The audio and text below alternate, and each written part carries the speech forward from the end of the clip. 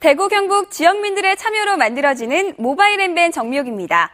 지난 21일이 부부의 날이었다는 사실 알고 계셨나요? 엠벤에도 부부의 날 관련 글들이 여럿 올라왔는데요. 가정의 달인 5월에 둘이 하나가 된다는 의미를 담아 5월 21일을 부부의 날로 정했다는 사실, 저도 처음 알았습니다. 남은 5월도 부부뿐만 아니라 가족 모두 따뜻한 마음이 가득하길 바라며 모바일 엠벤 시작하겠습니다. 물을 사용하지 않아도 보일러 요금이 나간다? 김진향님께서 수도꼭지 손잡이 위치에 따라 감지기가 작동해 보일러가 가동될 수 있다는 가능성을 제기해 주셨는데요. 손을 닦은 후 무심코 수도꼭지 손잡이를 뜨거운 물 쪽에 놔둔다면 물을 사용하지 않아도 이 보일러나 가스 요금이 더 부과된다고 하는데요. 과연 사실일까요? 유수 감지기는 보일러 온수가 틀어져야지 감지를 해서 보일러가 가동이 되도록 만들기 때문에 온수를 틀지 않고 그 꼭지만 가만히 놔둔다고 해서 보일러가 가동되지는 않습니다. 그렇기 때문에 요금이 과도하게 부과되는 일은 없습니다. 수도꼭지 손잡이 위치를 잘못 뒀다가 가스비 폭탄 맞을 걱정은 이제 하지 않으셔도 되겠네요. 박태민님께서 탄소 포인트제에 대한 정보를 알려주셨는데요.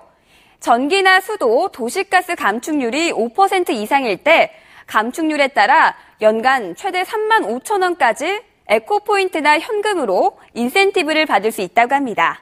에너지 사용량 감축률을 5% 이상 하시게 되면 연간 35,000원의 최대 지급이 됩니다. 그 외에 이제 온실가스 감축으로 인해서 기후변화에 적극적으로 대응하시게 되면 친환경 녹색 도시를 조성하는 게 더 큰 목적이 있다고 볼 수 있겠습니다. 에너지도 아끼고 돈도 벌고 여러분도 동참해 보시는 것은 어떨까요? 이봉희님께서 주정차 위반 문자 알림 서비스에 대한 글을 올려주셨는데요.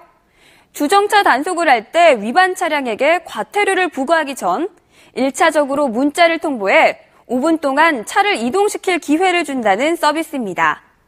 많은 분들이 확인 결과 다른 도시는 시행되고 있지만 대구는 아직 이 서비스를 시행하지 않는다는 댓글을 달아주셨는데요.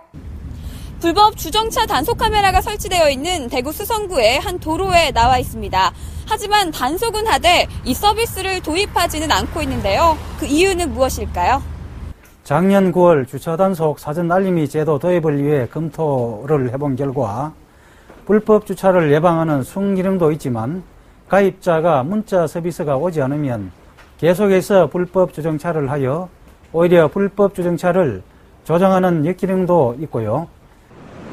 단속만이 능사는 아닐 텐데 번거로움을 피하기 위한 행정 편의주의는 아니겠죠? 최근 박근혜 대통령의 행정고시 점진적 폐지 발언을 계기로 고시초는 불안 속에 침묵하는 분위기가 이어지고 있는데요. 엠벤 회원들은 어떻게 생각하고 있는지 물었습니다.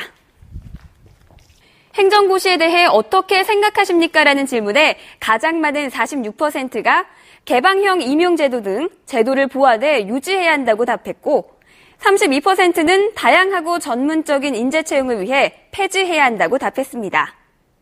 또 관료 마피아식 관료 형태 부작용을 개혁하기 위해 폐지해야 한다가 13%, 현대판 음서제를 막고 채용 과정의 공정성과 객관성을 위해 행정고시를 유지해야 한다가 7%, 행정고시의 순기능을 위해 유지해야 한다는 2%에 불과했습니다.